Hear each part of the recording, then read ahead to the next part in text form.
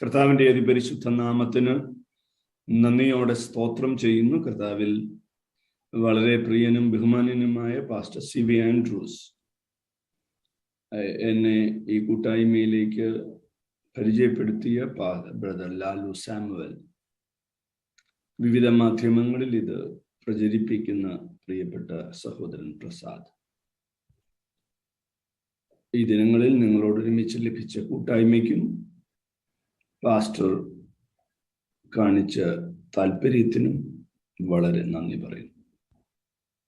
ഈ പ്ലാറ്റ്ഫോമിൽ ജോയിൻ ചെയ്ത എല്ലാ ബഹുമാന്യരായ ദൈവദാസന്മാർ, പാസ്റ്റർ ഭൂട്ടാൻ കുഞ്ഞുമോനിച്ചായൻ, pastor KM Thankachan, pastor Rocky Xavier, pastor PV Mathew, pastor John Varghese, pastor PS Thomas, pastor Daniel George, pastor Moni Mathew, pastor Mathai Samuel, pastor Johnson Samuel, pastor Samuel Johnson, pastor Reji, pastor Sam, ഇത്രയും പേര് എനിക്ക് ഓർമ്മയുള്ളൂ. മാന്യ സഹോദരന്മാർ, സഹോദരിമാർ, ഈ പ്ലാറ്റ്ഫോമിൽ പാട്ടുപാടിയ കുഞ്ഞുങ്ങൾ, എല്ലാവർക്കും ക്രിസ്തു യേശുവിന്റെ നാമത്തിൽ എൻ്റെ സ്നേഹവും വന്ദനം അറിയിക്കാം. എൻ്റെ എല്ലാ യോഗങ്ങൾക്കും സമയവ്യത്യാസമില്ലാതെ ലോകത്തിൻ്റെ വിവിധ ഭാഗങ്ങളിൽ നിന്ന് ജോയിൻ ചെയ്യുന്ന പ്രിയപ്പെട്ട സഹോദരങ്ങൾക്ക് വിശേഷാൽ വന്ദനം. സിലബസ് തീർക്കാൻ വേണ്ടി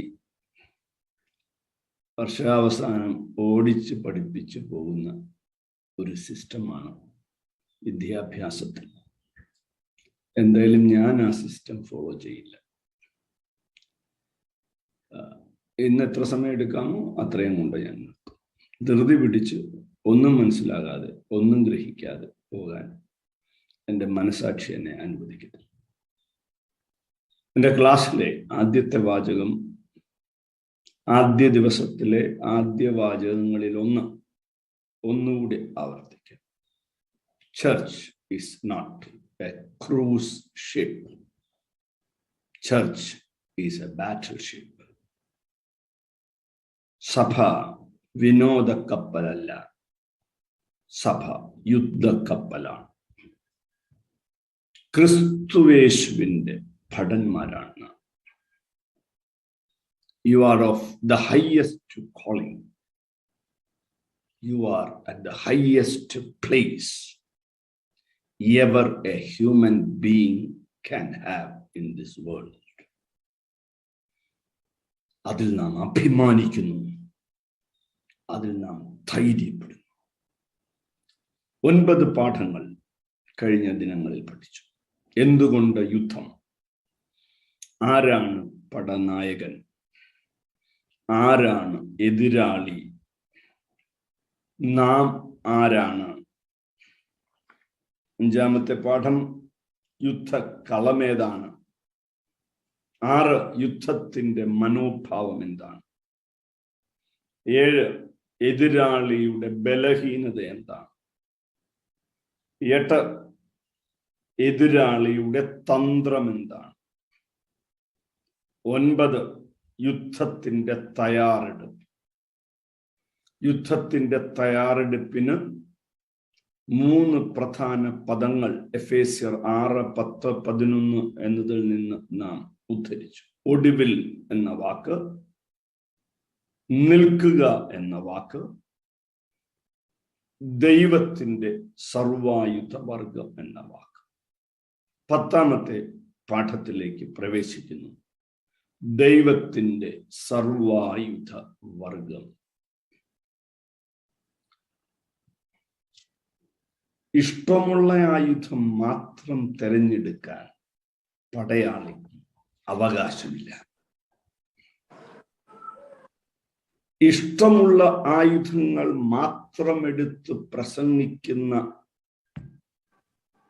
നൂറുകണക്കിന് പ്രസംഗം, വിശ്വാസം മാത്രം പ്രസംഗിക്കുന്നവർ.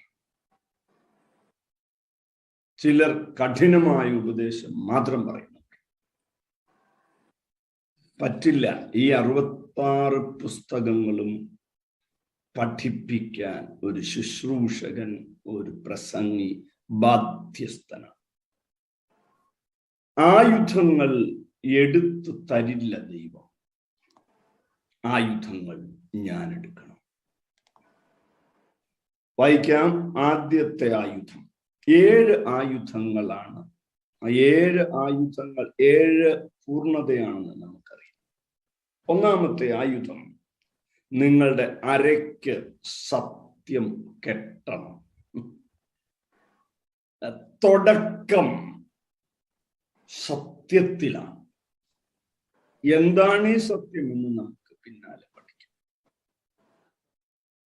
അതിന് ഞാൻ കൊടുത്തിരിക്കുന്ന ടൈറ്റിൽ സത്യം അരയ്ക്ക് കെട്ടുക എന്നതിന് ഞാൻ മനസ്സിലാക്കുന്ന അർത്ഥം A life of full commitment and integrity. പൂർണ്ണ സമർപ്പണത്വം, പൂർണ്ണമായ മാന്യതയും ഉള്ള ജീവിതം. അര തകർത്താൽ പടയാളിക്ക് എഴുന്നേറ്റ് നിൽക്കാൻ കഴിയില്ല. നോക്കൂ, സത്യം നഷ്ടപ്പെട്ട ക്രിസ്ത്യാനി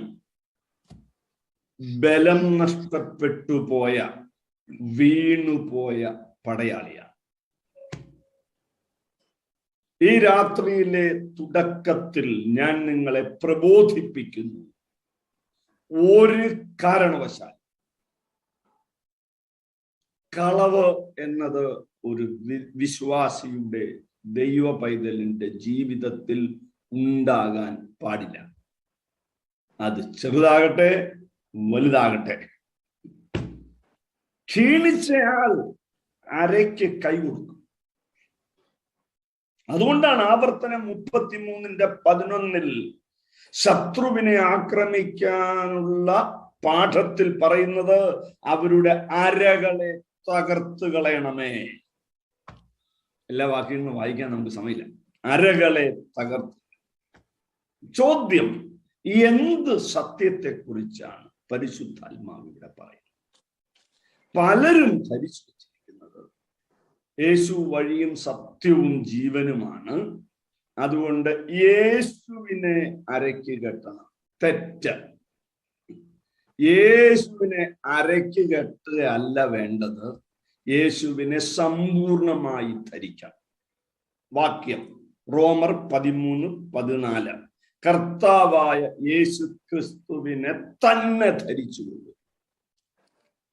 അപ്പോൾ യേശു ക്രിസ്തുവിനെ അരയ്ക്കല്ല ഒരു വിശ്വാസി കെട്ടുന്നത്, യേശു ക്രിസ്തുവിനെ പൂർണ്ണമായി ധരിക്കും. ശ്രദ്ധിക്കുക. പിന്നെ എന്താണ് ഈ സത്യം? സത്യത്തിന് 2 മാനങ്ങൾ, 2 അർത്ഥതലങ്ങൾ. ഞാൻ ഇങ്ങനെ കുറിച്ചിട്ടു, ഒരു നാണയത്തിന് മൂല്യമുണ്ടാകണമെങ്കിൽ ആ നാണയത്തിലെ ഇരുവശങ്ങളിലെ മുദ്രകളും തെളിഞ്ഞതായിരിക്കും. ഇപ്പൊ സത്യത്തിന് 2 തലങ്ങൾ, 2 വശങ്ങൾ. ഒന്ന്, സത്യവചനം, ട്രൂ ഡോക്ട്രിൻ. ആഹാരം കഴിക്കാതിരുന്നാൽ മരിക്കും, പക്ഷെ വിഷം കഴിച്ചാൽ വേഗം മരിക്കും. ഇന്നത്തെ പ്രഭാഷകരിൽ എനിക്ക് പറയുന്നതിൽ ഒരമാന്തവുമില്ല. ഭൂരിപക്ഷവും വിഷം കലക്കി തരികയാണ്. ഞാൻ ഇങ്ങനെ കുറിച്ചിട്ടു, ഞാൻ വായിച്ചു കേൾപ്പിക്കാം. ദൈവാത്മാവ് എനിക്ക് തന്നത്, ജനങ്ങളുടെ സമ്മതി കിട്ടാൻ, മനുഷ്യരുടെ ഭൗതിക പ്രശ്നങ്ങൾക്ക് പരിഹാരം നൽകുന്ന ഒരുവനായി മാത്രം കർത്താവിനെ അവതരിപ്പിക്കുന്നത് ഉപദേശ സത്യങ്ങളോട് പിശാച് ചെയ്ത ഏറ്റവും വലിയ വഞ്ചനയാണ്. നോക്കൂ, നിത്യതയിലേക്ക് കൈപിടിച്ചു കൊണ്ടുപോകുന്ന ഏക വ്യക്തിയാണ്, ഏക മാർഗമാണ് സുവിശേഷം എന്നത് ഇന്ന് ചെലവാകുന്ന വാണിജ്യവൽക്കരിക്കാൻ കഴിയാത്ത ഉപദേശ സത്യമാണ്. ഇവിടെ ഇരിക്കുന്ന സീനിയർ പാസ്റ്റേഴ്സിനെ വളരെ ബഹുമാനപൂർവ്വം ആദരിച്ചുകൊണ്ട് ഞാൻ പറയാം, അവരാരും അവരുടെ യൗവനകാലത്ത് നിങ്ങളുടെ പ്രശ്നം തീർത്തു തരുമെന്ന് യേശു എന്ന് പ്രസംഗിച്ചല്ല സുവിശേഷം പ്രസംഗിച്ചത്. അവർ നിത്യതയെക്കുറിച്ചും മരണാനന്തര ജീവിതത്തെക്കുറിച്ചും ന്യായവിധിയെക്കുറിച്ചും അതീവ ഗൗരവത്തോടെ പഠിപ്പിച്ചവരാണ്. നിങ്ങൾ ഓർക്കുന്നില്ലേ, പൗലോസ് മരണത്തെക്കുറിച്ചും പാപത്തെക്കുറിച്ചും നീതിയെക്കുറിച്ചും ന്യായവിധിയെക്കുറിച്ചും പ്രസംഗിച്ചപ്പോൾ ഫെസ്തോസ് അവന് ഒഴിവാക്കി. ഇന്നും അത് തന്നെ ദൈവസഭയിൽ സംഭവിക്കും. TV പ്രഭാഷകർ എന്നോട് പരിഭവിക്കരുത്, ഞാനും വല്ലപ്പോഴും പവർ വിഷൻ ക്ഷണിക്കുമ്പോൾ ചെന്ന് പ്രസംഗിക്കാറുണ്ട്. TV പ്രഭാഷകരാണ് ഉപദേശത്തെ ഇത്ര വികലമാക്കി മാറ്റി, ലോകവ്യാപകമായി എ യൂണിവേഴ്സൽ ഫിനോമിന. മറക്കരുത്, ആളുകളുടെ കയ്യടി കിട്ടി നാളെ സ്റ്റേജ് കിട്ടാൻ സത്യവചനത്തെ ഉപേക്ഷിക്കാൻ നാം തയ്യാറാകരുത്. ഒരാളെ കേൾക്കാൻ ഉള്ളെങ്കിൽ പോലും സത്യവചനം വിട്ടുപോകരുത്. നോക്കൂ, ഇവിടെ ചില വാക്യങ്ങൾ സത്യം എന്നാൽ എന്തതിന്റെ കൃത്യമായ ചില വാക്യങ്ങൾ എടുക്കുന്നില്ല, കുറിക്കേണ്ടവർക്ക് കുടിക്കാം. എഫേസ്യർ 1:13 സുവിശേഷം എന്ന സത്യവചനം. റോമർ 1:25 ദൈവത്തിന്റെ സത്യം അവർ വ്യാജമാക്കി മാറ്റിക്കളഞ്ഞു. എഫേസ്യർ 2:8 സത്യം അനുസരിക്കാതെ അനീതി അനുസരിക്കുന്നവർ. 2 തിമോത്തിയോസ് 2:18 അവർ സത്യം വിട്ട് തെറ്റിപ്പോയി. ഹുമനിയോസിനെയും ഫിലേത്തോസിനെ കുറിച്ചാണ് പൗലോസ് പറയുന്നത്. 2 തിമോത്തിയോസ് 3:6 സത്യത്തിന്റെ പരിജ്ഞാനം പ്രാപിക്കാൻ കഴിയാത്ത പെണ്ണുങ്ങൾ. ഇത് വായിക്കുമ്പോൾ എനിക്ക് ചിരി വരുന്നൊരു കാര്യം പറയാം. നിന്നെ ദൈവം ഉയർത്തും എന്ന് പ്രസംഗിച്ച് 2 അന്യഭാഷ പറയുമ്പം ചില പെണ്ണുങ്ങൾ അങ്ങ് ആത്മാവിലാവും. ഇതൊരു കോമൺ ട്രെൻഡാണ് പെന്തക്കോസിലെ. അതിന്റെ പേരാണ് സത്യത്തിന്റെ പരിജ്ഞാനം പ്രാപിക്കാൻ കഴിയാത്ത പെണ്ണുങ്ങൾ. നിത്യതയെ കുറിച്ച് പറഞ്ഞ മാമ അനങ്ങത്തില്ല. നിന്റെ മക്കളെ ദൈവം ഉയർത്തും എന്ന് പറയുമ്പോൾ ഭയങ്കര ആത്മാവാണ്. എല്ലാം ഭൗതിക മേഖലയ്ക്ക് അപ്പുറത്തേക്ക് ഒരു കാഴ്ചപ്പാട് ഇല്ല. ദൈവസഭയ്ക്കകത്ത് വരുന്നത് ഭൂമിയിലെ സ്ഥിതി മാറ്റാനാണോ? 1 കൊരിന്ത്യർ 15:19 സഭാഹോളിൽ എഴുതി വെക്കണം. നിങ്ങൾ ഈ ആയുസ്സിൽ മാത്രം ക്രിസ്തുവിൽ പ്രത്യാശ വെച്ചിരിക്കുന്നവരെങ്കിൽ, അടുത്ത പദം ഞെട്ടിപ്പിക്കുന്നതാണ്, സകല മനുഷ്യരിലും അരിഷ്ടരത്രേ. സകല വിശ്വാസികളിലും അരിഷ്ടർ നല്ല വാക്യം. സകല മനുഷ്യരിലും അരിഷ്ടരാണ്. സകല മനുഷ്യരിലും അരിഷ്ടരാണ്. ഇനിയും വാക്യം വേണോ? 2 തിമോത്തിയോസ് 3:8 സത്യത്തോട് മറുത്തു നിൽക്കുന്നു. തീത്തോസ് 1:14 സത്യം വിട്ട് അകലുന്ന മനുഷ്യർ. സത്യവചനം ഇതാണ് സത്യം അരയ്ക്ക് കെട്ടുക എന്നതിന്റെ നാണയത്തിന്റെ മുകൾ ഭാഗം. അടിഭാഗത്തേക്ക് നമുക്ക് പിന്നാലെ വരാം. എന്തുകൊണ്ട് നാം ഈ സത്യം അറിയണം? എന്തുകൊണ്ടറിയണം? സത്യം നമ്മെ സ്വതന്ത്രരാക്കും. പരീക്ഷയ്ക്ക് പോകുന്ന കുഞ്ഞിനോട് അമ്മ ചോദിക്കും, മോനെ പേനായും പെൻസിലും എടുത്തോ? ഞങ്ങളുടെ ഇളയ മോൻ 12ാം ക്ലാസ്സിലെ പരീക്ഷ എഴുതാൻ പോയപ്പോ അമ്മ 3-4 പ്രാവശ്യം ചോദിച്ചു, എടാ ഹോൾ ടിക്കറ്റ് എടുത്തോ? എന്റെ ബാഗിലുണ്ട്, എന്റെ ബാഗിൽ. സ്കൂളിൽ പരീക്ഷ എഴുതാൻ സ്കൂളിൽ ചെന്ന് ഒരു 10 മിനിറ്റ് കഴിയുമ്പോ ഫോൺ വരിക, ചാച്ച എന്നെ കേട്ടുന്നില്ല, എന്റെ ഹോൾ ടിക്കറ്റ് എടുക്കാൻ പറഞ്ഞു. അവൻ പഠിക്കുന്ന സ്കൂളിൽ ചെന്ന് അവിടുന്ന് ടീച്ചറെയും വിളിച്ച് പരീക്ഷ നടക്കുന്ന സെന്ററിലേക്ക് കൊണ്ടുപോയി. ഒന്നും പറഞ്ഞില്ല, ഇയാൾ തന്നെയാണെന്ന് ടീച്ചർ സർട്ടിഫൈ ചെയ്തു. വീട്ടിൽ തപ്പിയിട്ടൊന്നും കണ്ടില്ല. പരീക്ഷ കഴിഞ്ഞ് വീട്ടിൽ വന്ന ഉടനെ ചൂരലെടുത്തു, ശാന്തമായി വിളിച്ചു. അമ്മ ചോദിച്ചതല്ലേ പല പ്രാവശ്യം, സത്യം വെച്ച് ഹോൾ ടിക്കറ്റ് എടുത്തോ? നല്ല അടി. ഇനി ആയുസിൽ ഹോൾ ടിക്കറ്റ് മറക്കില്ല. മറക്കരുത് പ്രിയപ്പെട്ടവരെ, സത്യം ഓർമ്മിപ്പിച്ചുകൊണ്ടേയിരിക്കണം. ഓർമ്മിപ്പിച്ചുണർത്തുന്നു എന്നാണ് പത്രോസ് പറയുന്നത്. ഭാഷയുടെ ഭംഗി കൊണ്ടോ പദവിയുടെ ശ്രേഷ്ഠത കൊണ്ടോ ശുശ്രൂഷ നന്നായി എന്ന് തെറ്റിദ്ധരിപ്പിക്കാൻ പിശാച് ശ്രമിക്കും. തെളിവുണ്ടോ പാസ്റ്ററെ? പുസ്തകത്തിൽ ഉണ്ടല്ലോ.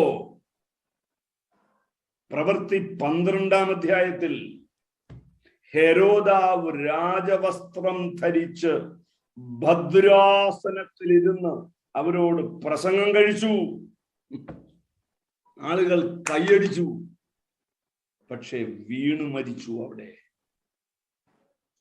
പദവിയുടെ ശ്രേഷ്ഠതയല്ല ഒരുവന്റെ ശുശ്രൂഷയെ ശ്രേഷ്ഠമാക്കുന്നത്. പദവിയെ ബഹുമാനിക്കണം, ഒരു സംശയമില്ല.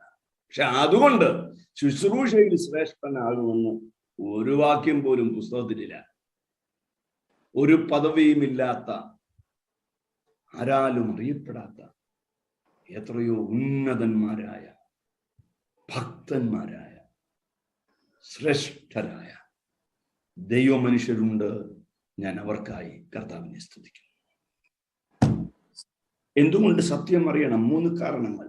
1, ദുരുപദേശങ്ങളുടെ അപാരമായ സംഹാര ശക്തി. ഇംഗ്ലീഷിൽ എഴുതേണ്ടവർക്ക് the damning power of false doctrine. നമ്മൾ വളരെ കൊട്ടിഘോഷിച്ച് നടക്കുന്ന ഒരാളായിരുന്നു മരിച്ചുപോയ ഡേവിഡ് യോങ്കിച്ചു. ലോക ക്രൈസ്തവ മാർഗത്തെ, ബുദ്ധമത സിദ്ധാന്തങ്ങളുടെ ഉപദേശങ്ങൾ വ്യാപകമായി സ്വാധീനിപ്പിക്കാൻ ശത്രു ആ മനുഷ്യനെ ഉപയോഗിച്ചു. വിശ്വാസത്തിന്റെ കണ്ണുകൊണ്ട് എല്ലാം കാണുക, നിങ്ങൾക്ക് വേണ്ടത് എഴുതി വെക്കുക, കല്യാണം കഴിക്കേണ്ട പെണ്ണിന്റെ പൊക്കം, വലിപ്പം, ജഡമോഹം ജനിപ്പിച്ചു. ബുദ്ധിസ്റ്റ് ടീച്ചിങ് ആയിരുന്നു അത്. അദ്ദേഹത്തിന്റെ ആ ഉപദേശങ്ങൾ കൊണ്ട് എത്ര പേരാണ് തെറ്റിപ്പോയത്. പ്രസിദ്ധിയോ പദവിയോ ജനസമ്മതിയോ ഒരാൾ സത്യവചനം പഠിപ്പിക്കുന്നു എന്നതിന് തെളിവല്ല. ചർച്ച് ഹിസ്റ്ററി എടുത്തു നോക്കൂ. പേര് പറഞ്ഞാൽ നിങ്ങൾക്കറിയാം, അമേരിക്കയിൽ കർത്താവ് എൻ്റെ മുറി വന്നു, ഇതാ ഒരു യൂണിവേഴ്സിറ്റി പണിയാൻ പറഞ്ഞു എന്നൊക്കെ പറഞ്ഞ് യൂണിവേഴ്സിറ്റികൾ പണിത എത്രയോ പേരുണ്ട്. പ്രിയപ്പെട്ടവരെ, ദുരുപദേശത്തിന്, ഞാൻ ആ വാക്ക് ബോധപൂർവം എഴുതിയതാണ്, അപാരമായ സംഹാര ശക്തി. വെളിപ്പാട് പുസ്തകം 2-ാം അധ്യായം 24-ാം വാക്യം, ഈ ഉപദേശങ്ങൾ കൈക്കൊള്ളാതെയും അവർ പറയും പോലെ, അടുത്ത പദം, സാത്താന്റെ ആഴങ്ങൾ അറിഞ്ഞിട്ടില്ലാത്തവർ. ഡിസെപ്റ്റീവാണ്, വെരി വെരി ഡിസെപ്റ്റീവ്. ഇനി എത്ര ഉദാഹരണം, എനിക്ക് ഉദാഹരണം പറയുന്നത് പെട്ടെന്ന് മനസ്സിലാകാൻ. ബെനിഹീൻ, വീടിന്റെ കട്ടളപ്പടിയിൽ ഇവിടുന്ന് പ്രാർത്ഥിച്ചു തരുന്ന ഒരു സാധനം വെക്കണം നിങ്ങൾ. അത് വെച്ചാൽ നിങ്ങളുടെ വീട്ടിൽ പിശാച് കയറത്തില്ല, അനർത്ഥം കയറത്തില്ല. ഒരു ഉപകരണങ്ങളും ഒരു ദൈവ പൈതലിനെ സംരക്ഷിക്കുമെന്ന് ഈ പുസ്തകത്തിലില്ല. ഇതെല്ലാം വെറും വാണിഭമാണ്. തിരിച്ചറിയാൻ കഴിയുന്നുണ്ടോ ആളുകൾക്ക്? തിരിച്ചറിയാൻ കഴിയുന്നുണ്ടോ? ഞാൻ പേരെടുത്ത് പറയുന്നത് പെട്ടെന്ന് മനസ്സിലാകാൻ വേണ്ടിയാണ്. നോക്കൂ, ദുരുപദേശത്തിന് സംഹാര ശക്തി. 2, ദുരുപദേശകർ വഞ്ചകരാണ്, നുഴഞ്ഞു കയറുന്നവരാണ്. പത്രോസ് ഉപയോഗിക്കുന്ന വാക്ക് ശ്രദ്ധിച്ചു. 2 പത്രോസ് 2:3. അവർ വേദപുസ്തകത്തിലെ ഏറ്റവും ഘനമുള്ള വാക്യങ്ങളിൽ ഒന്നാണത്. ദുരുപദേശകരെ കുറിച്ച് അവർ ദ്രവ്യാഗ്രഹത്തിന്റെ കൗശല വാക്കു പറഞ്ഞ് നിങ്ങളെ വാണിഭമാക്കും എന്ന് പറഞ്ഞ നിങ്ങളുടെ പോക്കറ്റിൽ കിടക്കുന്ന കാശ് കൊണ്ടുപോകും. 2 കൊല്ലമായ പാസ്റ്റർ ആൻഡ്രൂസ് അനേക ദൈവദാസന്മാരെ വിളിച്ച് ഈ പ്ലാറ്റ്ഫോമിൽ ക്ലാസ് എടുപ്പിക്കുന്നു. നിങ്ങൾ എന്നോട് ദേഷ്യപ്പെടില്ല. നിങ്ങൾ എത്ര പേർ പാസ്റ്ററെ ഇതിരിക്കട്ടെ, ഞങ്ങളുടെ സന്തോഷം, ഞങ്ങളുടെ ഒരു ഗിഫ്റ്റ് എന്ന് പറഞ്ഞ് കൊടുത്തിട്ടുണ്ട്.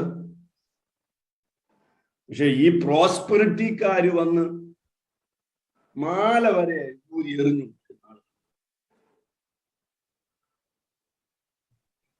അവന്റെ ഉപദേശം വളരെ രസമാണ്. കർത്താവ് നിങ്ങളെ സഹായിക്കും, കർത്താവ് നിങ്ങളെ രക്ഷിക്കും, കർത്താവ് നിങ്ങളുടെ സ്ഥിതി മാറ്റും. പക്ഷെ എനിക്ക് കാശ് കിട്ടണമെങ്കിൽ നിങ്ങൾ തരണം. ദ്രവ്യാഗ്രഹത്തിന്റെ കൗശല വാക്ക് പറഞ്ഞ് നിങ്ങളെ വാണിഭമാക്കും. ഇനിയും വാക്യം 2 കൊരിന്ത്യർ 2:17 ദൈവവചനത്തിൽ കൂട്ടുചേർക്കും. ഈ സാധനം വെക്കാൻ പറയുന്നതും എഴുതി വെച്ച് വിഷയങ്ങൾ എന്താ, കല്യാണം കഴിക്കാൻ പോകുന്ന ആളിന്റെ വലിപ്പവും പൊക്കവും ഒക്കെ നിറവും ഒക്കെ എഴുതി വെച്ച് പ്രാർത്ഥിക്കണമെന്നുള്ളതൊക്കെ ഈ ദൈവവചനത്തിൽ കൂട്ടിച്ചേർക്കലാണ്. 3 ഗലാത്യർ 3:1 ശുദ്രം ചെയ്തു മയക്കും. എന്ത് ഘനമാണ്! എനിക്ക് തോന്നിയിട്ടുണ്ട് ഇതെല്ലാം വായിക്കുമ്പോൾ ഞാൻ ഇതിലും കട്ടിയായിട്ട് പ്രസംഗിക്കണം, ഇതിലും ശക്തമായി പ്രസംഗിക്കണം. എന്ത് ഭാഷയാണ് പരിശുദ്ധാത്മാവ് ഉപയോഗിക്കുന്നത്!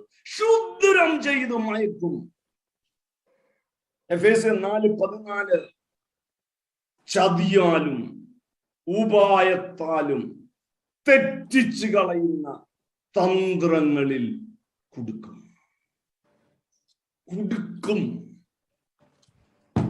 ഇവർ ആരെയാണ് വീഴ്ത്തുന്നത്? 3 കൂട്ടരെ. റോമർ 16:18 സാധുക്കളുടെ ഹൃദയം വഞ്ചിക്കുന്നു. പാവപ്പെട്ട ദൈവമക്കൾ, പരമാർത്ഥികളായ ദൈവമക്കൾ, ദൈവദാസന്മാരെ ദൈവതുല്യരായി കാണുന്ന വളരെ പരമാർത്ഥികളായ ദൈവമക്കളെ. എഫേസ്യർ 4:14 ഉപദേശത്തിന്റെ ഓരോ കാറ്റിനാൽ അലഞ്ഞുഴലുന്ന ശിശുക്കളെ. ചർച്ചിനോട് പിശാച് ചെയ്ത ഏറ്റവും വലിയ വഞ്ചനയാണ് ബൈബിൾ ക്ലാസ്സുകൾ ഇല്ലാതാക്കിയത്.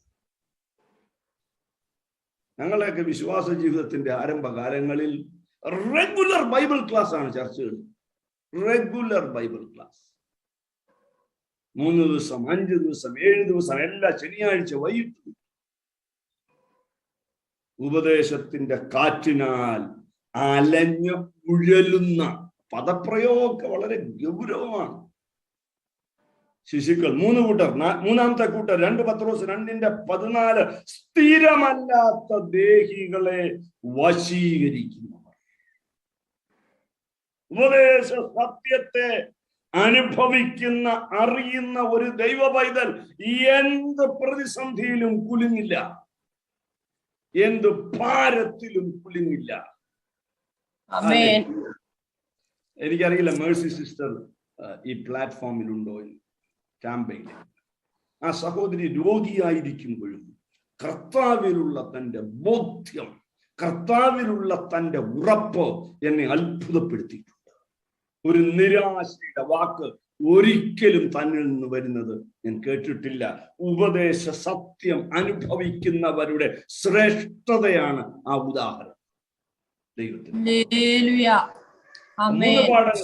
ദുരുപദ സത്യം വിട്ടാൽ അത് നമ്മെ സംഹരിക്കും. 2 നുഴഞ്ഞു കയറും ദുരുപദേശകർ. 3 സത്യം നമ്മുടെ ഹൃദയങ്ങളെ കത്തിക്കും. ഇന്നലെ ഒരു സഹോദരനും ഭാര്യ എന്നെ കാണാൻ ദോഹയിൽ അവധിക്ക് വന്നു. എന്റെ മീറ്റിങ്ങുകളിൽ, ഈ ക്ലാസ്സുകളിൽ റെഗുലറായിട്ട് കയറിയിരുന്നു. അദ്ദേഹം പറഞ്ഞൊരു വാചകം എന്നെ വളരെ സന്തോഷിപ്പിച്ചു, ധൈര്യപ്പെടുത്തി. പാസ്റ്ററെ, ഒരു സൂമിൽ ഇരിക്കുന്നത് പോലും തോന്നത്തില്ല. മെസ്സേജ് വരുമ്പോൾ ഞാൻ എൻ്റെ മുറിയിലിരുന്ന് അന്യഭാഷ പറയും. സത്യം നമ്മെ കത്തിക്കും ദൈവമക്കളെ. സ്തോത്രം. ബാക്കി എന്തിയെ? ലൂക്കോസ് 24:32 തിരുവെഴുത്തുകളെ തെളിയിക്കുമ്പോൾ നമ്മുടെ ഹൃദയം നമ്മുടെ ഉള്ളിൽ കത്തിക്കൊണ്ടിരുന്നില്ലയോ?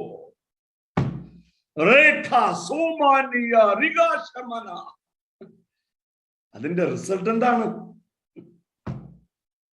യെരുശലേമിൽ നിന്ന് ഒളിച്ചോടിയവർ സത്യം അവരുടെ അകത്ത് തീ കത്തിച്ചപ്പോൾ, ലൂക്കോസ് 24:33, ആ നാഴികയിൽ തന്നെ അവർ യെരുശലേമിലേക്ക് മടങ്ങിപ്പോന്നു. അവരുടെ ഭീതി മാറി. നാളെ എന്തു ഭവിക്കും എന്ന ആശങ്ക മാറി. The seal will make you strong. ദൈവത്തിന് സ്തോത്രം. ഞാൻ നിങ്ങളോട് ഉറപ്പായി പറയാം, വചന കേൾവിയിൽ രോഗസൗഖ്യമുണ്ടാകുമെന്ന് അനുഭവിച്ചറിയുന്ന വിശ്വസിക്കുന്ന ഒരു ദൈവദാസനാണ് ഞാൻ. ഒരു പ്രത്യേക ശുശ്രൂഷയൊന്നും ചെയ്യേണ്ട. വചനം സന്ധികളെ, മജ്ജകളെ തുളച്ചു ചെന്ന് സൗഖ്യമാക്കുന്ന ആഴമുള്ള പ്രവൃത്തി ചെയ്യുന്ന ദൈവത്തിന്റെ വചനമാണ്. സത്യം കത്തിക്കും. ഒരു സന്ദേശത്തിൽ ഉപദേശം വേണം, സന്ദേശത്തിൽ പ്രായോഗികത വേണം. Teaching and preaching in the church. എന്റെ ഭാഷയിൽ പറഞ്ഞാൽ പുട്ടുപോല ഒരു പ്രസംഗം. തേങ്ങാപ്പീര്യം വേണം, അരിപ്പൊടിയും വേണം. Teaching and preaching. ഉപദേശം പഠിപ്പിക്കണം ദൈവസഭയ്ക്കകത്ത്. സത്യോപദേശം കണ്ടെത്തുന്നത് ശ്രമകരമായ കാര്യമാണ് എന്ന് തെറ്റിദ്ധരിപ്പിക്കുന്നത് ശത്രുവിന്റെ പദ്ധതിയാണ്. സത്യോപദേശം കണ്ടുപിടിക്കാൻ ഒരു ബുദ്ധിമുട്ടുമില്ല. ഈ പുസ്തകത്തിലുണ്ട്. ഈ പുസ്തകത്തിനകത്തുണ്ട് സത്യോപദേശം. ഉപദേശം വിട്ട് ഞാൻ ഒന്നുകൂടെ കയറി പറയട്ടെ.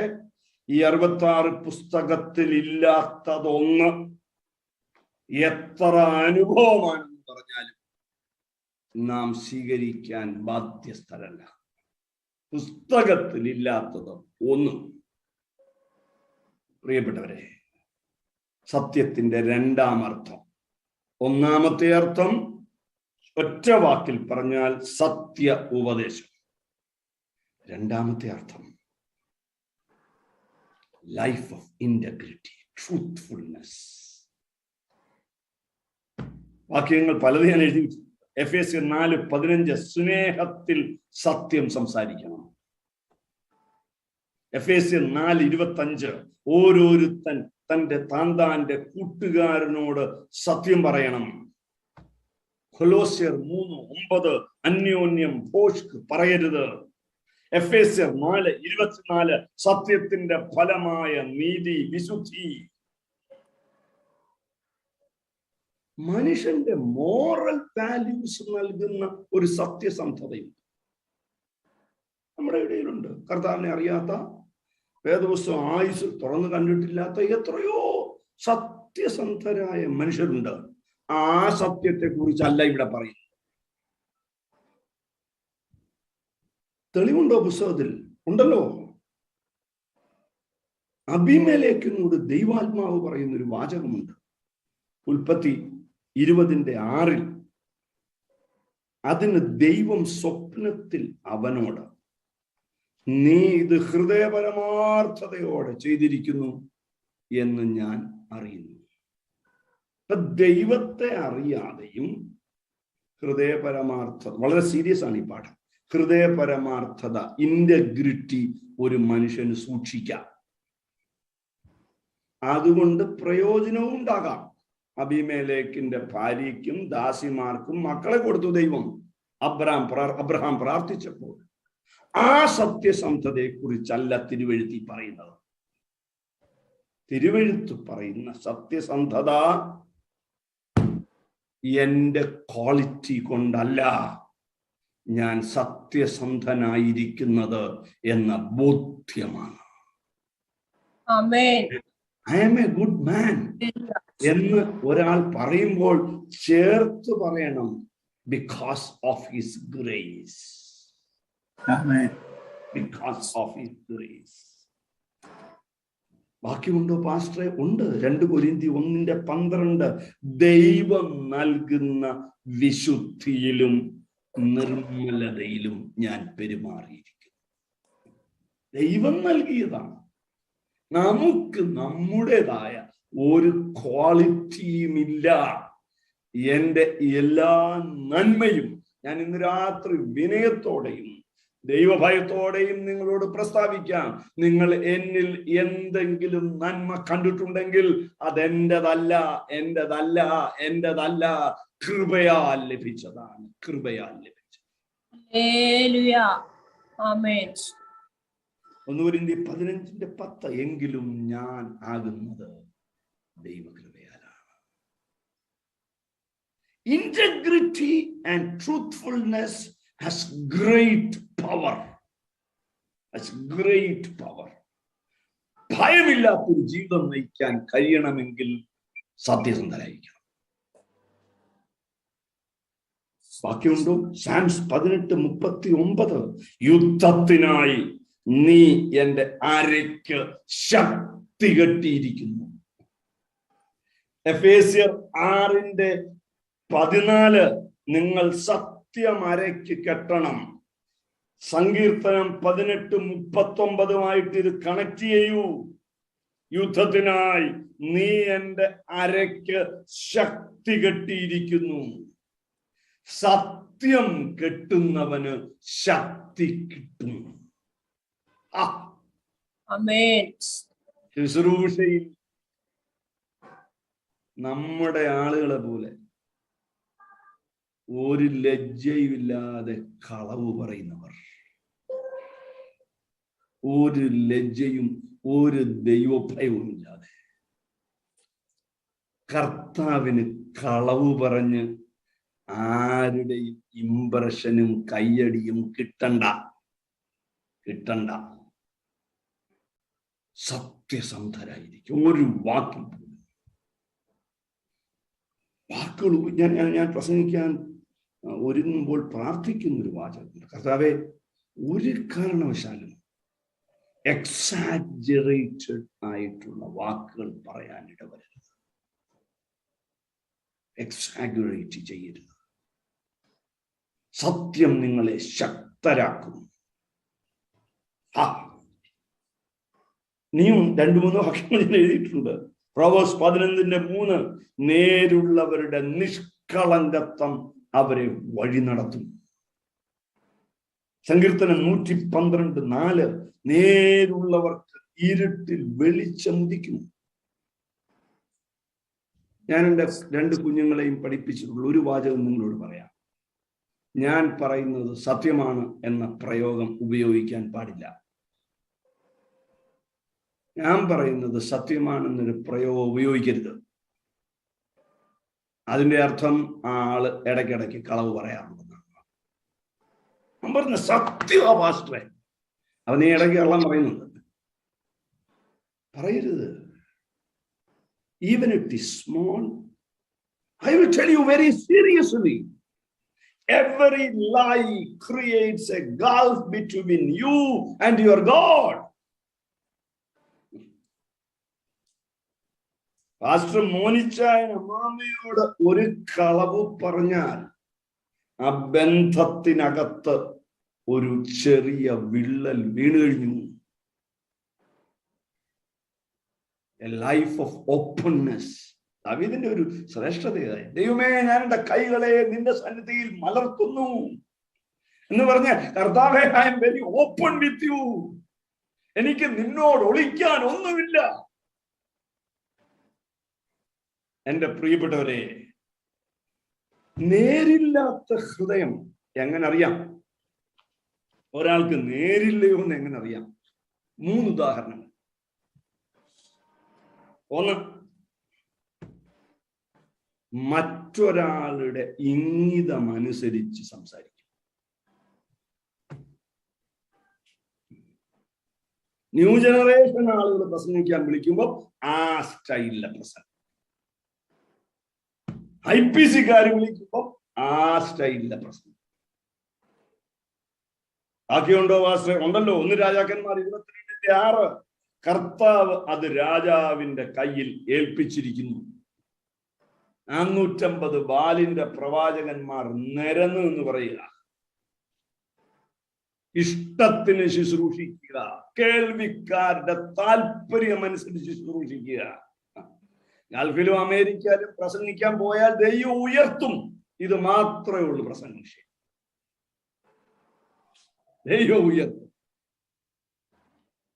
കേൾവിക്കാരന് ഇമ്പമുണ്ടാക്കുന്ന പ്രസംഗം, കേൾവിക്കാരനെ ആനന്ദിപ്പിക്കുന്ന പ്രസംഗം. പ്രിയപ്പെട്ടവരെ, രണ്ടാമത്തെ പാഠം, നേരില്ലാത്തതിന്റെ രണ്ടാമത്തെ തെളിവ്, നേരത്തെ പ്ലാൻ ചെയ്യും. He pre-plans with a purpose. He pre-plans with an ulterior motive.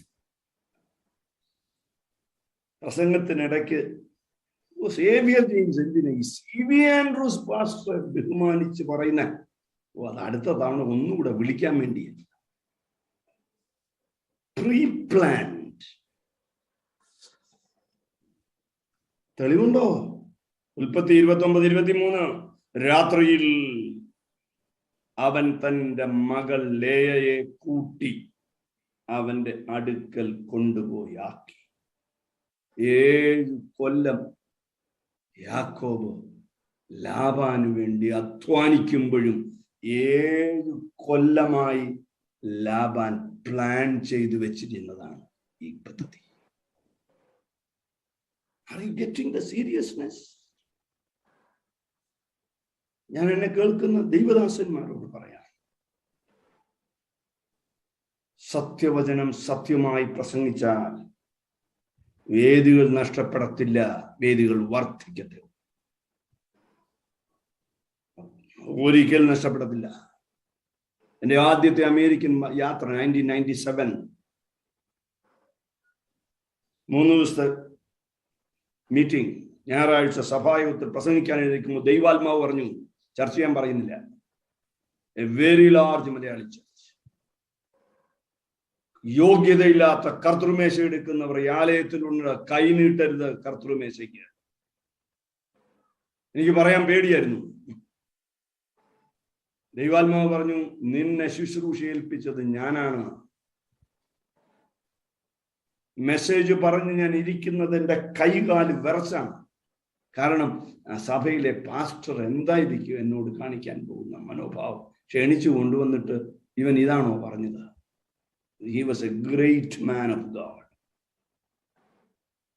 സഹായം കഴിഞ്ഞ ഉടനെ അദ്ദേഹം എനിക്ക് ഷെയ്ക്ക് ഹാൻഡ് തന്നു. പറഞ്ഞ വാചകം, brother, you have A future. അടുത്ത വാചകം, ഇനി അമേരിക്കയിൽ വന്നാൽ, എപ്പോൾ വന്നാലും ഈ ചർച്ചിൽ കുറഞ്ഞത് 7 ദിവസം പ്രസംഗിക്കണം. ഇന്നും അത് തുടരുന്നു. എൻ്റെ പ്രിയപ്പെട്ടവരെ, നമുക്ക് ദൈവമേൽപ്പിച്ചത് ചെയ്യാൻ, ദൈവത്തോട് വിശ്വസ്തത പുലർത്താൻ ഒരു മടിയും വേണ്ട, ഒരു ഭയവും വേണ്ട. വിളിച്ചവൻ വിശ്വസ്തൻ തന്നെയാണ്. ഇതെന്റെ രാത്രിയിലെ അവസാനത്തെ പ്രസംഗമാണെങ്കിൽ ഉറപ്പോടെ എനിക്ക് പറയാൻ കഴിയണം, ഞാൻ എന്റെ വിളിച്ചവന് വേണ്ടി സംസാരിച്ചു. ഒന്ന്, കേൾവിക്കാരന്റെ ഇംഗിതമനുസരിച്ച് പ്രസംഗം. 2, പ്രീപ്ലാൻ ചെയ്യുമല്ല. നേതാവിനെ പ്രസംഗിക്കാൻ വിളിക്കുമ്പോൾ നേതാവിനെ കുറിച്ച് 15 മിനിറ്റ് ഒത്തിരി പൊഴുത്തി പറയും. കാരണം അടുത്ത പോസ്റ്റിംഗ് ഗൾഫിലെ ചർച്ച കിട്ടണം. 3, ധനം കാണുമ്പോൾ നിലപാട് മാറും. യൂദായുടെ ലേഖനത്തിലെ വാക്ക് കൂലി കൊതിച്ച ബിലയാമിന്റെ വഞ്ചന. തിരുവെഴുത്തിൽ ആകമാനം ഈ ഒരു സ്വഭാവം കാണാം. മനുഷ്യർ പണം കണ്ട് മാറുന്നത്. 2 ദിനവൃത്താന്തം 18:2 ആഹാബ് യെഹോശാഫാത്തിനെ ആഹാരം കൊടുത്ത്, ആ വാക്യം ഗംഭീരമാണ്, തന്നോടുകൂടെ ചെല്ലേണ്ടതിന് അവനെ വശീകരിച്ചു. ഒരു ദൈവദാസൻ എന്നോട് പറയുകയാണ്, പാസ്റ്ററെ, എന്നെ ഒരു വീട്ടിൽ ഭക്ഷണം കഴിക്കാൻ ക്ഷണിച്ചു. ഞാൻ പറഞ്ഞു, ഞാൻ വരുന്നില്ല. ഞാനല്ല, അദ്ദേഹം പറഞ്ഞ. എനിക്കറിയാം പാസ്റ്ററെ, അവനൊരു നല്ല ഡിന്നർ തന്നേച്ചു അവന്റെ ഇഷ്ടത്തിന് പെരുമാറാൻ എന്നെ വശീകരിക്കാൻ ശ്രമിക്കുന്നു. ഭക്ഷണം വശീകരണ ശക്തിയുണ്ട്, ധനത്തിന് വശീകരണ ശക്തിയുണ്ട്. പുതിയ നിയമത്തിലേക്ക് വരൂ. കർത്താവിനോട് ശത്രു പറയുന്നു, വീണ് എന്നെ നമസ്കരിച്ചാൽ ഇതൊക്കെ നിനക്ക് തരാം. ധനം നമ്മുടെ നിലപാട് മാറാൻ ഇടവരുത്തരുത്. എൻ്റെ മെന്ററായിരുന്ന പാസ്റ്റർ കെ തോമസ് തൻ്റെ മരണത്തിന് മുൻപ് എന്നോട് ബോധമുള്ളപ്പോൾ സംസാരിച്ച അവസാനത്തെ വാചകം, സേവ്യർ ജെയിംസേ, 74 വയസ്സായി, ഇതുവരെ പണത്തിനു വേണ്ടിയുള്ള ആഗ്രഹം ശുശ്രൂഷ ജീവിതത്തിൽ ഹൃദയത്തിൽ കയറിയില്ല എന്നെനിക്ക് ഉറപ്പോടെ പറയാം. എന്റെ പ്രിയപ്പെട്ടവരെ, ധനം തന്ന് നമ്മെ വീഴ്ത്താൻ അനുവദിക്കരുത്. ശത്രുവിനെ അനുവദിക്കരുത്. സത്യം നമ്മെ ശക്തരാക്കും. Sincerity does not mean that you are sinless. അതുകൊണ്ടാണ് പൗലോസ് പറയുന്നത്, എബ്രായർ 13:18 പറഞ്ഞ് ഞാൻ ആ വിഷയം അവിടെ അവസാനിപ്പിക്കാം. ഞങ്ങൾക്ക് വേണ്ടി പ്രാർത്ഥിപ്പിൻ. അടുത്തത് മനോഹരമാണ്. സകലത്തിലും നല്ലവരായി നടപ്പാൻ ഞങ്ങൾ ഇച്ഛിക്കൊണ്ട് ഞങ്ങൾക്ക് നല്ല മനസാക്ഷിയുണ്ട് എന്ന് ഉറച്ചിരിക്കുന്നു. You might have failed. Don't worry. നന്നായി നടക്കാനുള്ള ഒരു ആഗ്രഹം ദൈവസന്നിധിയിൽ യാചിക്കുക. You might have failed in the past. Leave it. Live. Look forward. ദൈവത്തിന് സ്തോത്രം. രണ്ടാമത്തെ പാഠം, നീതി എന്ന കവചം ധരിക്കണം. സത്യം അരയ്ക്ക് കെട്ടുക എന്നതിന് ഞാൻ നൽകിയ നിർവചനം, A life of commitment and integrity. നീതി എന്ന കവചത്തിന് പവർ ഓഫ് ഹോളി ലൈഫ്.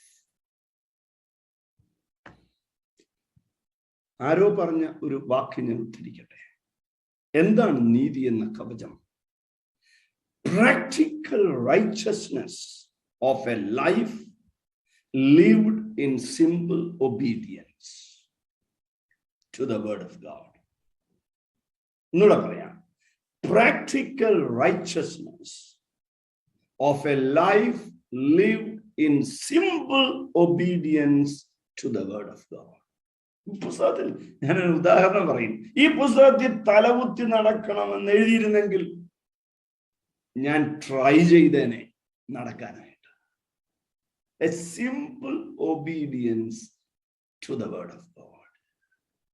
കേൾക്കാത്ത ആരെങ്കിലും ഈ പ്ലാറ്റ്ഫോമിലോ ഇതിനെ തുടർന്നോ ഈ സന്ദേശം കേൾക്കുന്നുവെങ്കിൽ പിതാവിന്റെയും പുത്രന്റെയും പരിശുദ്ധാത്മാവിന്റെയും നാമത്തിൽ സ്നാനപ്പെടണം എന്നത് പുസ്തകത്തിലുള്ളതാണ്. അത് പെന്തക്കോസ്തുകാരുടെ ഉപദേശമാണെന്ന് ശത്രു തെറ്റിദ്ധരിപ്പിക്കരുത്. അത് പുസ്തകത്തിന്റെ പ്രമാണമാണ്. സ്നാനപ്പെടാതെ മരിക്കാൻ ഇടവരരുത്. Simple obedience to the word of God.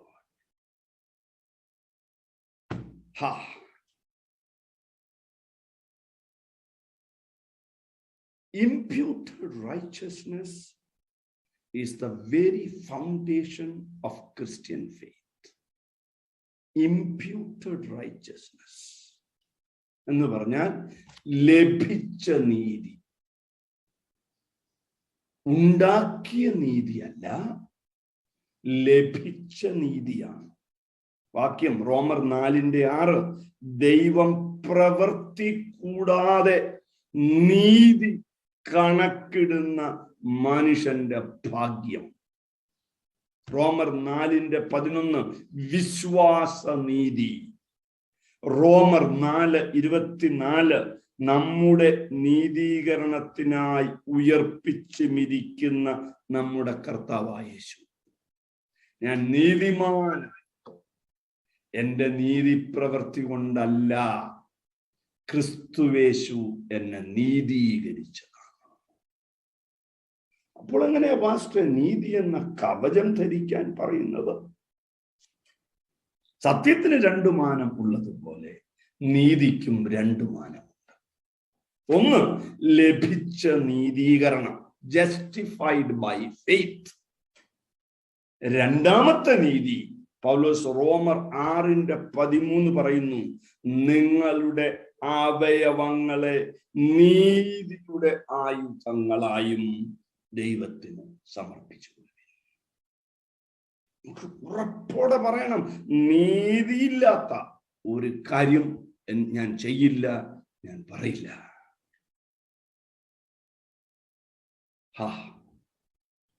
മക്കൾക്ക് വേണ്ടി പ്രാർത്ഥിക്കുമ്പോൾ, കർത്താവേ ഞങ്ങളുടെ കുഞ്ഞുങ്ങളെ ഒരുപോലെ അവരുടെ ജീവിത വഴികളിൽ അനുഗ്രഹിക്കണമേ.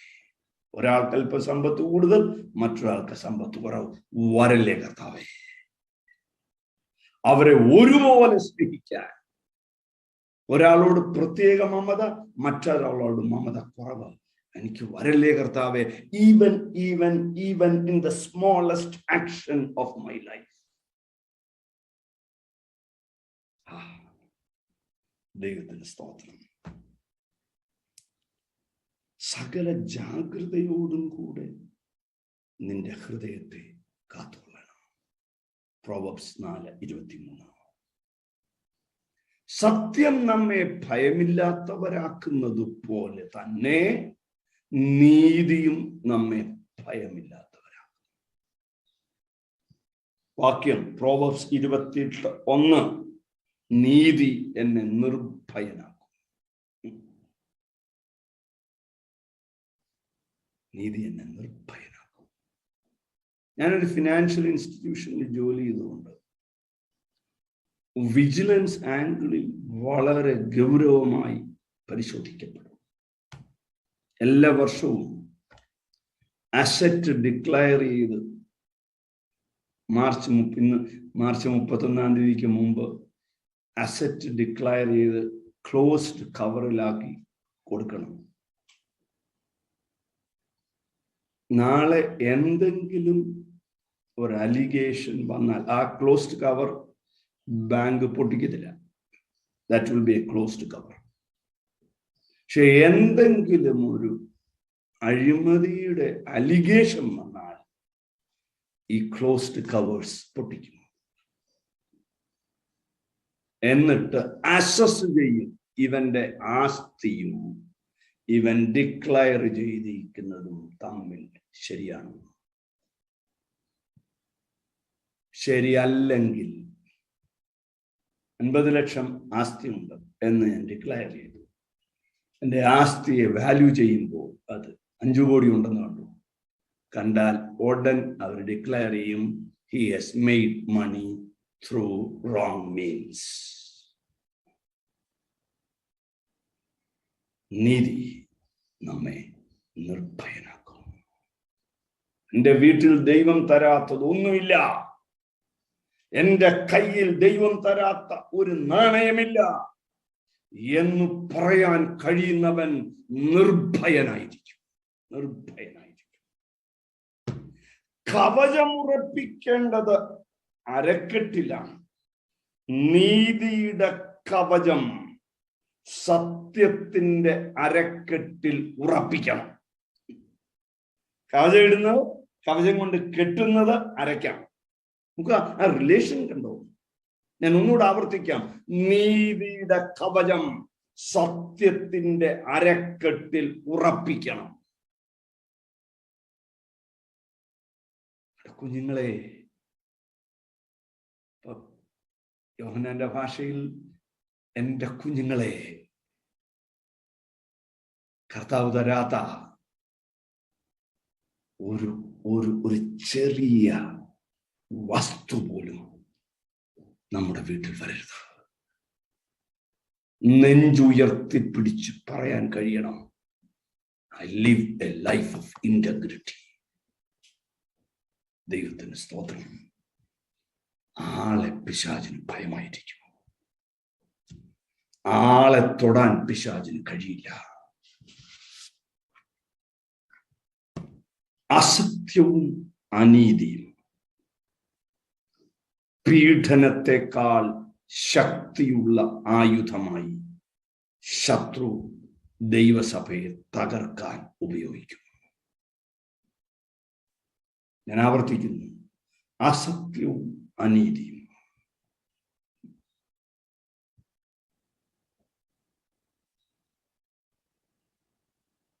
കൂട്ടുവേലക്കാരനോട് വഴക്കിട്ടിട്ട് ഞാൻ ദൈവസ്നേഹത്തെ കുറിച്ച് പ്രസംഗിക്കുമ്പോൾ പിശാചൊളിച്ച് നിന്ന് പൊട്ടിച്ചിരിക്കും. ഞാൻ സത്യസന്ധതയെ കുറിച്ച് പ്രസംഗിക്കുകയും കണക്കില്ലാത്ത ധനം സമ്പാദിക്കുകയും ചെയ്യുമ്പോൾ പിശാച് പരിഹസിക്കും. You are already in his army. Proverbs 10:20, നീതിമാന്റെ നാവ് മേത്തരമായ വെള്ളി. പ്രോവർബ്സ് 12:26 നിങ്ങൾക്ക് അതൊരു എക്സസൈസ് ആയിട്ട് ചെയ്യാം. നീതി എന്ന വാക്ക് എങ്ങനെയൊക്കെയാണ് പ്രോവർബ്സിൽ ഉപയോഗിച്ചിരിക്കുന്നത്. നീതിമാൻ കൂട്ടുകാരന് വഴികാട്ടിയാകും. പ്രോവർബ്സ് 12:28, നീതിയുടെ മാർഗത്തിൽ ജീവനുണ്ട്. ഇപ്പൊ നീതി ശക്തി തരും, നീതി ജീവൻ തരും. ഒന്നുകൂടെ കയറി പറയട്ടെ, ഞാൻ തന്നെ വഴിയും സത്യവും ജീവനുമാണ് എന്നേശു കർത്താവ് പറഞ്ഞതിന്റെ ഒരു തലം ഇവിടെ വെളിപ്പെടുന്നു. അവനിൽ പൂർണ്ണമായ നീതിയുള്ളത് കൊണ്ട് അവനിൽ സമൃദ്ധിയായ ജീവനുണ്ട്. നീതിയിൽ നിന്ന് ജീവൻ പ്രവഹിക്കും. സത്യത്തിൽ നിന്ന് ഭയരാഹിത്യം വെളിപ്പെടും. നീതിയുള്ള ജീവിതം നയിക്കണം. വിശ്വാസവും സ്നേഹവും ആവശ്യമാണ്.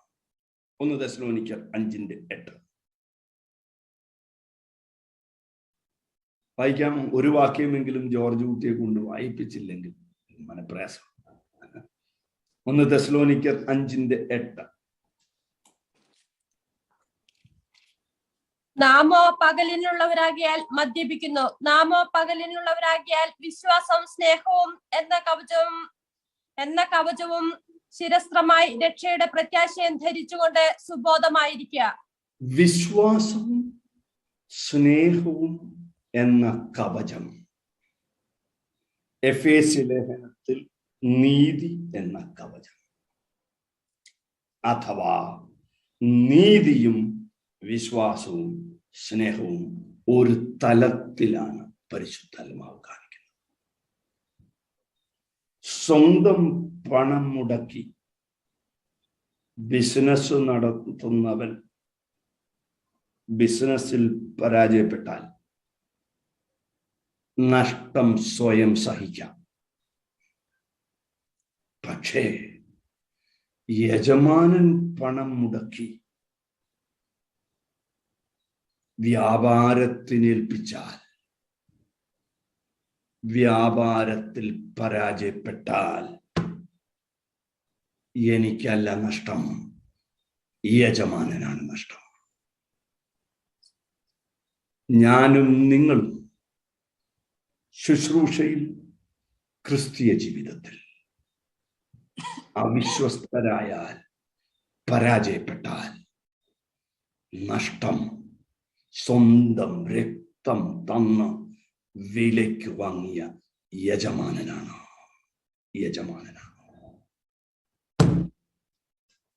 യശയ്യാവ് 10:12 നീതിയിൽ വിധിപ്പിൻ. ആ വാക്യം അവസാനിപ്പിക്കുന്നത് ഐ ലവ് ദാറ്റ്.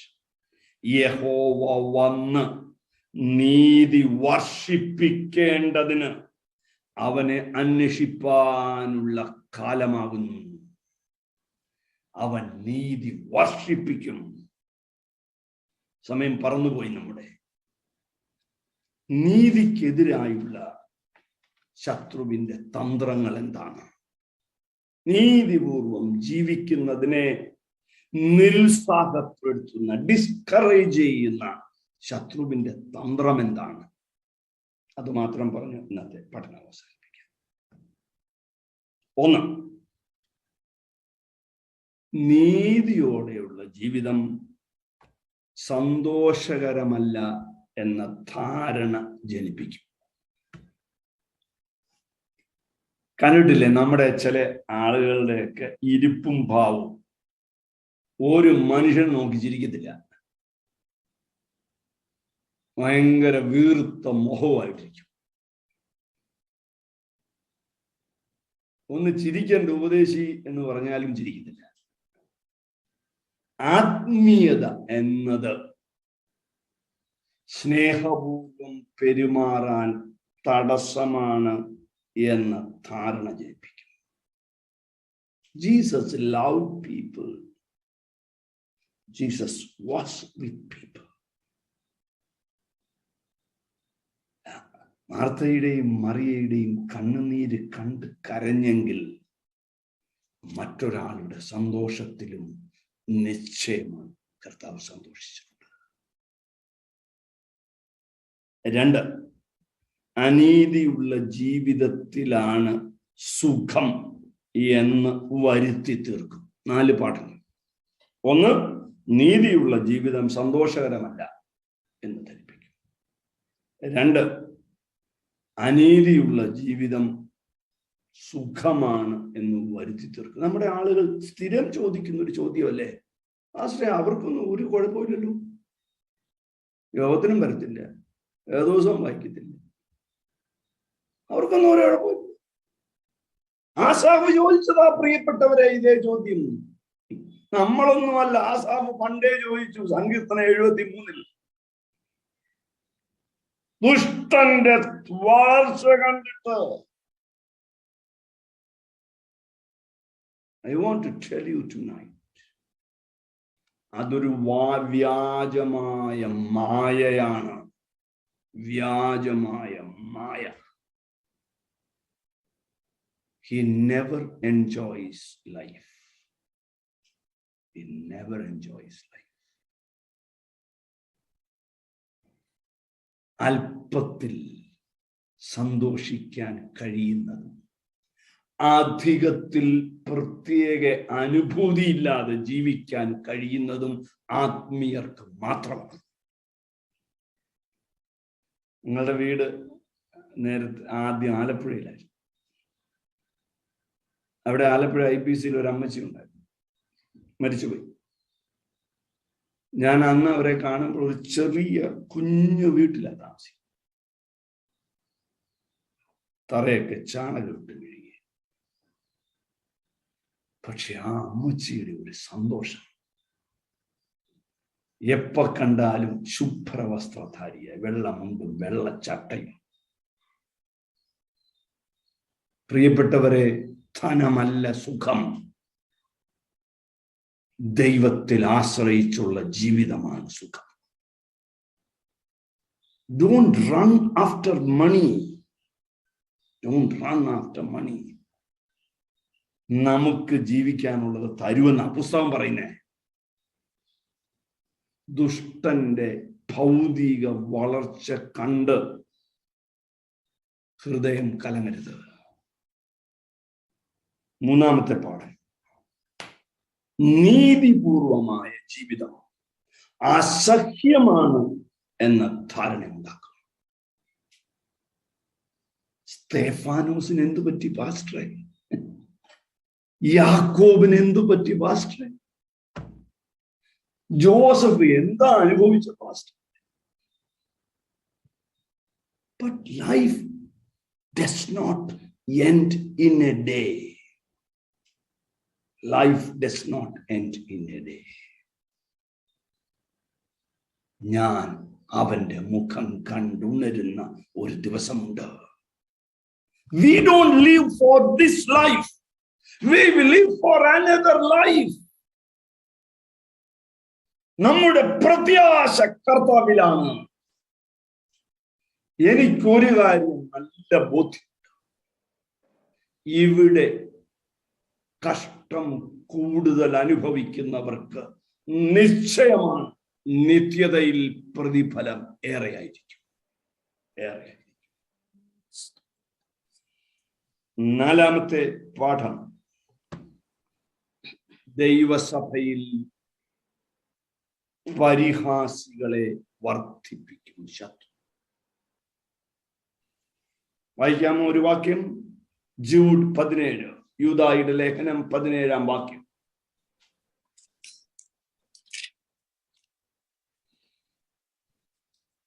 നിങ്ങളോ പ്രിയരെ, നമ്മുടെ കർത്താവായ യേശുക്രിസ്തുവിന്റെ അപ്പോസ്തലന്മാർ മുൻ പറഞ്ഞ വാക്കുകളെ ഓർപ്പിൻ. അടുത്ത പദം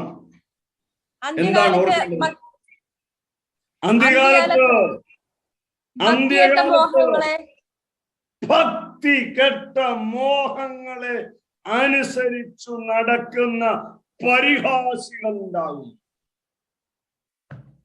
നമ്മുടെ പ്രസംഗത്തെ പരിഹസിച്ച് തള്ളുന്ന എത്രയോ പേരുണ്ട്. എത്രയോ പേര്. ഓ, ഇയാൾ ഒരു ആത്മീയൻ, വേറെ ആരും ആത്മീയരല്ല. പരിഹാസത്തിൽ ക്ഷീണിച്ചു പോകരുത്. അവർ മാസ്റ്റർ വാസ് ഇൻസൾട്ടഡ്. നീതി എന്ന കവചം ധരിക്കുന്നവൻ ജീവിതത്തിലും ശുശ്രൂഷയിലും നീതിയോടെ ജീവിക്കുന്നവർ പരിഹസിക്കപ്പെടും. ആശ്രയ എത്ര കൊലമായി പ്രസംഗിക്കുന്നു, എന്തോ ഉണ്ടാക്കി. ഞങ്ങളുടെ വാസ്ത്രയെ നോക്കൂ, 5 കൊല്ലവേ ആയുള്ളൂ. Number does not decide your calling's quality.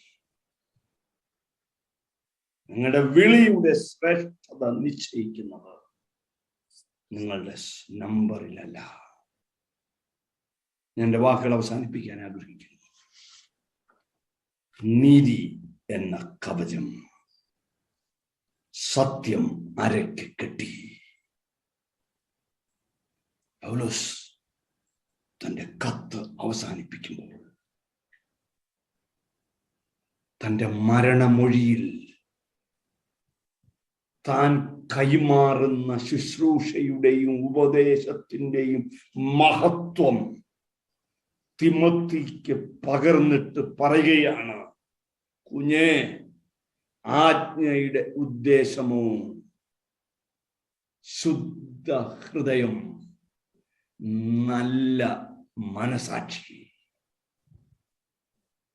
ഈ രാത്രി ഈ 8ാമത്തെ പഠനത്തിന്റെ അവസാന നിമിഷം നമുക്ക് നമ്മുടെ നെഞ്ചത്ത് കൈവച്ച് പറയാൻ കഴിയണം, ഞാൻ ശുദ്ധ ഹൃദയത്തോടെ കർത്താവിനെയും മനുഷ്യരെയും സേവിച്ചു, സ്നേഹിച്ചു. നല്ല മനസാക്ഷിയോടെ എൻ്റെ ജീവിതം കഴിച്ചു. നിർവ്യാജമായി ഞാൻ വിശ്വസിച്ചു ദൈവത്തെയും മനുഷ്യരെയും. തോറ്റുപോകില്ല, നാം തോറ്റുപോകില്ല. ഉറപ്പ് ഉറപ്പാണ്. ഈ പുസ്തകം സത്യമാണെങ്കിൽ ക്രിസ്തുയേശുവിന്റെ ഭടന്മാർ തോറ്റു പോകില്ല. ഞാൻ ആഗ്രഹിച്ചത് 7ാമത്തെ പാഠം, ഏതു നേരത്തും ആത്മാവിൽ പ്രാർത്ഥിച്ചും എന്ന പദം. 5 മിനിറ്റ് കൂടെ എടുത്തോട്ടെ. ഏതു നേരത്തും ആത്മാവിൽ പ്രാർത്ഥിച്ചും. മലയാള പരിഭാഷയിൽ ഗൗരവമായ മിസ്റ്റേക്ക് ഉണ്ട്. ഏതു നേരത്തും പരിശുദ്ധാത്മാവിൽ പ്രാർത്ഥിച്ചും എന്നാണ് ആ പരിഭാഷ. ഇംഗ്ലീഷ് ബൈബിളിൽ സ്പിരിറ്റ് എന്നത് ക്യാപിറ്റൽ ലെറ്ററാണ്. എന്താണ് ഏതു നേരത്തും ആത്മാവിൽ പ്രാർത്ഥിക്കുക? ഏതു നേരത്തും ആത്മാവിൽ പ്രാർത്ഥിക്കുക എന്നതിന്റെ അർത്ഥം എന്താണ്? 1 കൊരിന്ത്യർ 14:14. 1 കൊരിന്ത്യർ 14:14 കൃത്യമായി ഉത്തരം നൽകുന്നു പൗലോസ്. ഞാൻ അന്യഭാഷയിൽ പ്രാർത്ഥിക്കുന്നു എങ്കിൽ എന്റെ ആത്മാവ് പ്രാർത്ഥിക്കുന്നു. യുദ്ധക്കളത്തിൽ ഒരു ദൈവ പൈതൽ അന്യഭാഷയിൽ പ്രാർത്ഥിക്കുന്നത് ശീലമാക്കണം. അന്യഭാഷാ ഭാഷണം പിശാചിനോടുള്ള എതിർപ്പിന്റെ ഏറ്റവും അവസാനത്തെ ആയുധമായി ദൈവാത്മാവ് കുറിച്ചു വച്ചിരിക്കുന്നു. നമ്മുടെ സഭകളിൽ അന്യഭാഷയുടെ ആരാധനകൾ ഉയരട്ടെ. നമ്മുടെ ശുശ്രൂഷയിൽ അന്യഭാഷയുടെ ശക്തി ഉണ്ടാകട്ടെ. നാം കർത്താവിന് വേണ്ടി ആഴമായി നിൽക്കണമെങ്കിൽ ആത്മനിറവിൽ ആരാധിക്കുന്നവരായി മാറട്ടെ.